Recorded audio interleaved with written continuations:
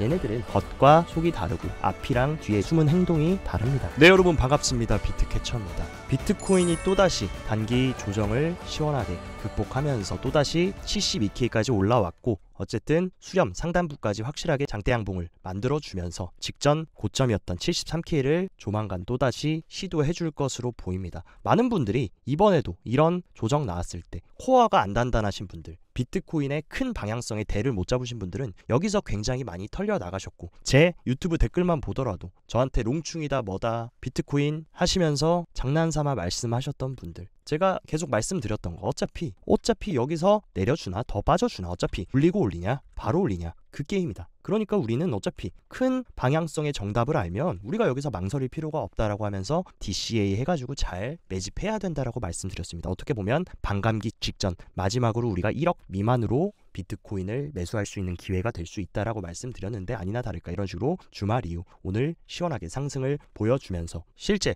파이어 차트 흐름을 보더라도 이미 고래들이 저희한테 힌트를 알려주고 있었습니다. 가장 큰 고래인 갈색 고래와 보라 고래들은 주말부터 계속 굉장히 강한 풀매수세를 유지하고 있었고, 빨간 상어들까지 고개를 들어줬다. 여기서 이미 우리는 힌트를 얻을 수가 있었고, 근데 아직도 매도하고 대폭락 온다 하고 있는 거 누굽니까? 노란색 이 플랑크톤 리테일들만. 지금 개인들 자금 이번에도 또 싹 다 반감기 전에 세력들 기관들한테 빨려 들어갔다라는 거. 그리고 상단에 있던 매도벽들도 상대적으로 굉장히 많이 흐려졌고, 직전 고점이었던 73K의 매도벽조차 충분히 지금 정도의 수급이다, 충분히 개미 털어주고 다시금 올려 쳐주는 거면 돌파해주는 것은 시간 문제라고 생각합니다. 그리고 저는 한 가지 질문을 드리고 싶습니다. 이제 반감기가 해봐야 정말 코앞으로 2주도 채 남지 않았는데 과거에 3번의 반감기 다 어떻게 됐습니까? 반감기 이후에 비트코인은 역대급 대상승을 언제나 만들어줬다. 그럼 반감기 이후에 상승할 확률은 현재로서는 100%입니다. 물론 이번엔 다를 수 있습니다. 캐처님, 이번엔 다를 수도 있죠라고 반론하실 수 있지만 현명한 투자자의 덕목은 뭡니까? 0.1%라도 높은 확률의 의사결정을 반복하는 건데, 3번이나 100%의 확률로 반감기 이후에 상승했다라고 하면 우리는 롱에 베팅을 걸어야 되겠습니까? 아니면 이 3번이 100% 다 상승했는데도 불구하고 이번엔 떨어질 거야 라고 생각하면서 0%의 확률에 베팅을 걸어야겠습니까? 무조건 100%의 확률에, 저한테 100번 1000번을 물어봐도 저는 100%의 확률에 베팅을 걸 겁니다. 그리고 더 중요한 거, 과거랑 지금은 다르지 않나요, 캐처님? 네, 다릅니다. 왜냐하면 과거에는 이런 전 세계의 가장 큰 부의 포식자들, 자본주의 포식자들인 이런 기관들이 없었다. 근데 지금은 뭡니까? 이런 전세의 자본 세력들이 지금 당당히 비트코인 현물 ETF라는 상품을 통해서 코인 시장으로 들어오고 있다는 거. 과거의 반감기와 지금의 다른 점, 이때는 기관들이 없었는데 이제는 기관들이 있다. 그러면 제가 봤을 때 100%의 확률, 이거보다 더욱더 우리가 확신을 가져야 될 게 이번 반감기라는 거. 이것은 부정할 수 없는 팩트입니다. 그리고 단기적으로 보시는 분들 입장에서는 첫 번째 반감기에는 반감기 전에 상승을 했고 쭉 상승해서 갔다. 그리고 두 번째 반감기에는 반감기 이후에 큰 조정이 나오고 나서 출발을 해줬고, 세 번째 반감기 때도 이런 식으로 일시적인 눌림 이후에 폭등이 나왔는데, 결국에 우리가 목적하는 거는 이 단기적으로 이 코앞을 목적하는 겁니까? 아니면 여기를 목적하는 겁니까? 우리는 어차피 여기를 목적하는 거기 때문에 반감기 직전에 폭락을 하던 반감기 직전에 폭등하고 그대로 쭉 올라가던 어차피 목적지는 정해져 있는데, 왜 여러분들이 이런 단기적인 잔잔바리 움직임, 여러분들이 뭐 선물로 50배 100배 초레버리지 스캘핑 치실 게 아니시면 목적지를 알면서도 왜 여기서 자꾸 갈팡질팡만 하는 겁니까? 목적지를 알면 뭡니까? 그냥 나누어서 떨어지면 더 싸게 산다, 기쁜 마음으로 매집을 해서 가면 된다.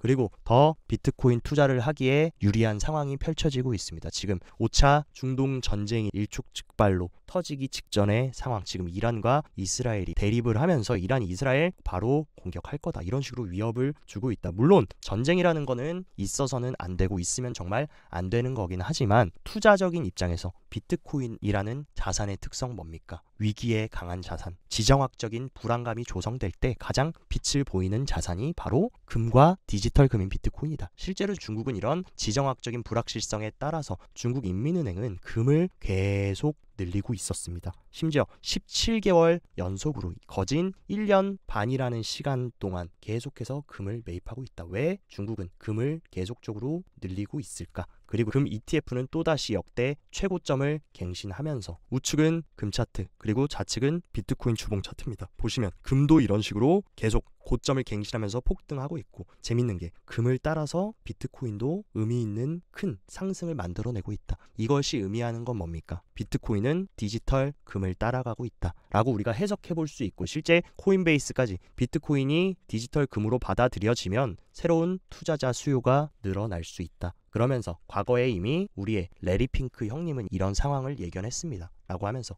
비트코인은 국제적인 자산이다 라고 하면서 블랙록의 CEO 레리 핑크가 작년 2023년 중순에 이런 발언을 해줬고, 실제로 그는 이때 이후에 비트코인 현물 ETF라는 역사적인 혁신 상품을 출시하고 나서 지금까지 역사상 가장 뜨거운, 가장 인기 있는 ETF로 실제로 만들어냈다. 그리고 지금 이런 지정학적인 불안과 어떤 위기 속에서 당연히 안전자산을 선호하는 현상, 그런 현상으로 비트코인의 수요는 더욱더 높아질 수밖에 없고, 근데 비트코인은 또 굉장히 전통 금과 비교했을 때 디지털 금인 비트코인은 너무나도 금에 비해서 유리하다. 왜냐하면 첫 번째, 금이 가지고 있지 않은 이런 분리성을 비트코인은 가지고 있습니다. 여러분들이 금괴 가지고 있는데 뭐 예를 들어 피자 사 먹으려고 가게 가서 금 내밀면 톱 들고 와서 자를 수도 없고, 이거를 그 과자 한 봉지만큼 편의점 들어가가지고 잘라가지고 줄 수도 없다. 근데 비트코인은 뭡니까? 사토시 단위로까지 잘게 쪼개가지고 분리성이 있다. 그리고 비트코인과 금의 가장 큰 차이점, 바로 이동 편리성이 있습니다. 금은 너무너무 무거워서 금괴를 여기저기, 예를 들어 전쟁이 진짜 발발했다라고 했을 때 금을 들고, 금괴를 들고 여기저기 이동하기 어렵다라고 하면 비트코인은 뭡니까?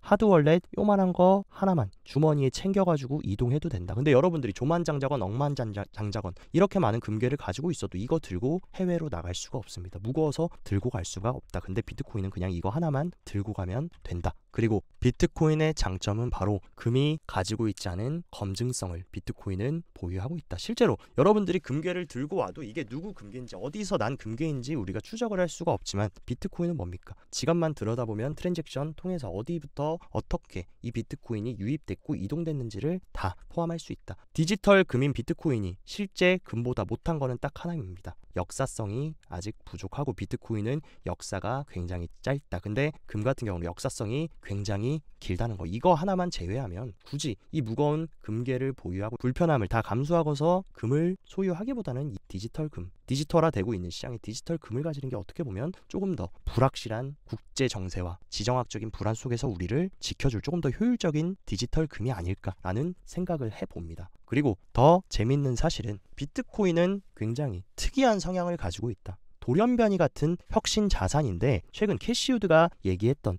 발언에서 저는 굉장히 큰 감명을 받았다. 비트코인은 굉장히 재밌는 게 리스크 온 자산이면서도 리스크 오프 자산이다. 그러니까 쉽게 말해서 이런 지정학적인 위기나 경제가 불안정할 때, 리스크 온 상황일 때도 굉장히 좋은 수단이고, 리스크 오프, 이런 불확실성이 없고 경기가 괜찮을 때도, 호황일 때도 좋은 자산이다. 그러니까 쉽게 말해서 경기가 안 좋고 불안할 때도 비트코인은 상승하고, 경기가 좋고 유동성을 풀어주고 경기가 살아나고 있을 때는 또 위험자산처럼 상승하는 효과가 있다. 그렇기 때문에 전 세계 리스크온과 리스크오프를 함께 가져갈 수 있는 자산은 비트코인밖에 없다. 그렇기 때문에 저는 우리가 비트코인을 꼭 투자 포트폴리오, 내 포트폴리오에 넣어야 될 이유는 너무나도 명백합니다. 왜냐하면 위기에도 호황일 때도 상승할 수 있는 그런 말도 안 되는 돌연변이 자산이라는 거, 어떤 이런 내러티브에 따라서 비트코인 현물 ETF의 유입량은 다시금 완벽하게 회복이 됐고, 가장 중요한 큰형님이었던 블랙록의 블랙록의 비트코인 현물 ETF인 IBIT의 유입량이 또다시 괄목할 만큼 상승했다는 거, 기관들이 비트코인을 다시 원하고 있다는 것입니다. GBTC의 이런 매도 물량, 환매 물량에도 불구하고 이것을 다 씹어 먹어버리고 IBIT와 FBTC 유입이 계속 들어오면서 전체적인 유입세가 다시 회복이 되고 있는 모습. 실제 비트코인 현물 ETF의 축적 물량은 또다시 올타임 하이를 갱신하면서 기관들의 수요가 계속 들어오고 있다. 그리고 또 굉장히 재미있는 사실, 최근에 여러분들도 아실 겁니다. 골드만삭스가 우리는 가상자산은 안 믿어 하면서 우리 관심 없고 그냥 투자자산 클래스라고도 생각 안 하고 우리는 믿지 않아 라고 하면서 또 이런 식으로 개미들 눈 가리고 아웅하고 개미 털려고 스피커에 대고 이런 월가 기관이 말해줬는데, 지금 며칠도 안 돼가지고 블랙록의 비트코인 ETF 안내서에 여기 AP 파트너로 시타델 그리고 골드만삭스, UBS, 시티그룹을 포함한 신규 공인 참여자가 포함이 됐다. 얘네들 앞에서는 또 개미들 속이고 눈 가리고 아웅 해놓고 가장 큰 월가의 비트코인 현물 ETF인 블랙록 AP 파트너로 참여했다. 얘네들은 겉과 속이 다르고 앞이랑 뒤에 진짜 숨은 행동이 다릅니다 라고 하면서 블룸버그 ETF 선임 애널리스트인 에릭 발투나스가 대기업들은 이제 행동을 원하거나 공개적으로 비트코인과 연관되는 것에 대해서 괜찮다고 생각한다. 그리고 비트코인이 얼마나 중요한 자산이고 혁신 자산인지 얘네들도 이제 다 깨닫고 있기 때문에 시장으로 뛰어들고 있다라는 것을 보여줍니다. 그리고 최근에 또 이더리움 현물 ETF 안 될 거다 뭐다 하면서 비관론적인 얘기 나오다가 또다시 미국 1위 은행인 JP모건은 SEC가 결국 현물 이더리움 ETF도 승인할 수 있다. 이런 식으로 또 말 바꾸기 시작했습니다. 실컷 이더리움 현물 ETF는 안 될 거다. 절대 승인 안 될 거다라고 해놓고 지금 와가지고는 또 될 거다. 또 시원하게 본인들 바닥에서 줍줍 해놓고 나니까 이제 또 이더리움 현물 ETF 승인될 거다. 그러니까 우리가 이런 언론이나 스피커한테 휘둘리지 않고 우리가 중심을 딱 잡고 구축해 나가면서 코어를 단단히 해서 끝까지 상승장까지 버텨내려면 여러분들이 중심을 잘 잡아야 되고, 그러려면 이 비트코인이라는 현상이 얼마나 중요한지 그 본질을 여러분들이 더욱더 단단히 해야 된다는 것. 제가 단순히 그냥 롱충이라서 무조건 비트코인 오릅니다가 아닙니다. 오를 수밖에 없는 지금 거시적인 상황, 통화 정책, 그리고 미국의 부채 상황, 그리고 지정학적인 리스크까지 우리가 이 크립토가 너무너무 중요하고 추후에 어떤 위기가 왔을 때 우리를 구해주고 보험 역할을 해주고 피난처가 될 수 있는 이유들에 대해서 여러분들이 명확하게 안다면 우리가 결국에 가는 동안 이런 여러 요철들은 있겠지만 궁극적으로 최종 목적지가 어딘지 더욱더 분명하게 코어가 잡힐 것이라고 생각합니다. 그리고 제가 최근 들어서 레이어 2 전쟁에서 베이스의 덱스 에어로드롬을 주목해서 봐야 된다라고 말씀드렸는데, 에어로드롬이 아니나 다를까 거진 50% 가까운 폭등을 하면서 베이스 생태계가 현재 얼마나 뜨거운지 우리가 계속 레이어 2 중에서 특히나 코인베이스의 레이어 2 베이스 생태계에 주목을 해야 되는지 우리한테 힌트를 주고 있습니다. 그리고 어쨌든 비트코인이 반등의 나옴에 따라서 알트코인들도 다시 회복되는 모습을 보여주고 있는데, 여기 딱 섹터 상승률 순위 1, 2, 3위를 보면 1위가 크로스체인, 그리고 2위가 솔라나와 밈토크. 근데 재밌는 사실도 크로스체인에서도 결국에 상승을 견인하고 있는 거 제우스 네트워크. 제우스 네트워크는 뭡니까? 결국 솔라나 생태계의 크로스체인이라는 거. 그 얘기는 뭐냐? 지금 상승률 섹터 상위 3개 모두 솔라나 생태계와 연관이 깊은 제우스 그리고 솔라나 생태계 밈코인들도 다 뭡니까? 결국에 솔라나가 만들어낸 하입이다. 그러니까 솔라나는 제가 봤을 때 이번 상승장 우리가 정말 놓치면 안 되는 레이어 1 플랫폼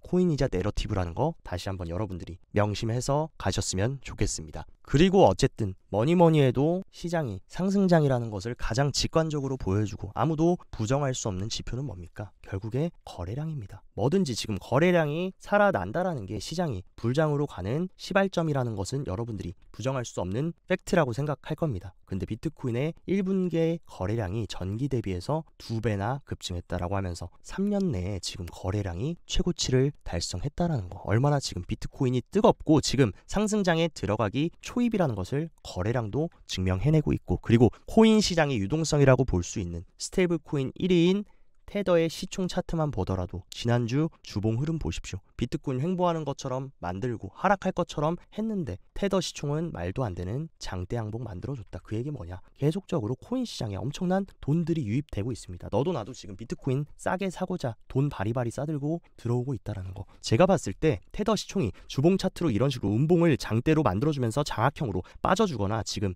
이 테더 시총 추세를 깨주기 전까지는 저는 중장기적인 방향성은 단기적인 이 와중에 조정은 있다라고 해도 큰 추세는 절대 바뀌지 않을 것이라고 생각합니다. 그러니까 테더 시총도 계속해서 우리가 트래킹해서 간다라고 하면 큰 방향성을 잡는 데 도움이 되실 거라고 생각하고, 굉장히 재밌는 거, 지난 한 달 동안 비트코인이 횡보하면서 뭔가 빠질 것처럼 단기 조정 장세를 보여줬는데 거래소 지갑에서는 75억 5천만 달러에 해당하는 11만 개의 엄청난 비트코인이 이동됐다. 결국에 뭡니까? 개미들 다 불안하게 만들어 놓고 고래들은 거래소에서 비트코인 싹 다 매집한 다음에 출금해서 본인들 개인 지갑으로 축적하고 매집했다. 완전히 개미들도 겁먹게 만들어서 개미들 조막손에서 쥐고 있었던 비트코인 다 뺏어 갔다라는 겁니다. 실제로 온체인상 흐름으로 보면 고래들의 지갑 100개에서 10만 개 이상의 비트코인을 보유 중인 지갑의 축적 흐름을 보면 어떻게 됐습니까? 비트코인 흔들고 조정시킬 동안 얘네들은 계속해서 매집했다. 결국에 이게 시사하는 게 뭡니까? 손바뀜 진행됐고, 항상 말씀드리는 그들은 싸게 사길 원한다. 그렇기 때문에 이런 식으로 조금이라도 빠졌을 때 얘네들은 계속해서 매집했다라는 것을 보여주고 있습니다. 그리고 모든 코호트에서 누적된 비트코인 수는 이번 조정장에서 역대 최고치를 찍었다. ETF 유입의 피크로 불렸던 2월과 3월 초보다도 더 많은 물량이 이번 조정에 축적됐다라는 거. 엄청난 손바뀜이 또 진행됐고 이 축적의 에너지를 모아서 직전 고점 또 돌파한다면 반감기와 함께 또 새로운 강한 상승 파동으로 이어질 수 있는 판을 이미 만들었다라는 것입니다. 그리고 더욱더 다행인 사실 비트코인이 72K까지 올라왔는데도 불구하고 아직도 숏 물량이 계속 쌓이고 있다. 비트코인 기술적 반등이야, 기술적 회복이야 라고 하면서 어차피 폭락할 거야 라고 비관적으로 보고 숏 잡고 있는 애들 아직도 많다. 얘네들 제가 봤을 때 이번 주나 다음 주까지 완전히 죽여버리고 얘네들 다 청소시키고 반감기 호재까지 맞아서 투더문에서 올라가 줄 수 있는 어떤 그런 판이 이미 만들어졌다라고 생각합니다. 그렇기 때문에 다른 분들은 몰라도 저희 캐쳐 가족분들은 항상 명심해라. 그들은 싸게 사고 싶어한다. 그들한테 절대로 함부로 여러분들 비트코인 쉽게 넘겨주지 말고 캐시우드 누님이 말한 것처럼 리스크 온 상황에도 강하고 리스크 오프 상황에도 강한, 불황에도 강하고 호황에도 강한 이 혁신 자산 우리가 꼭 쥐고 가야 된다는 거 명심 하셨으면 좋겠습니다. 오늘 영상도 시청 진심으로 감사드리고 영상 도움되셨다 하시면 좋아요, 구독 눌러주시고 더 자세한 투자 전략 궁금하다 하시면 영상 하단 고정 댓글에 제가 운영하는 텔레그램 정보방 활짝 열어놨으니까 정보 참고하셔서 성공적인 투자 계속 이어나가시길 바랍니다. 오늘 월요일도 모두 힘찬 시작 되셨으면 좋겠고 여기까지 비트캐쳐였습니다. 감사합니다.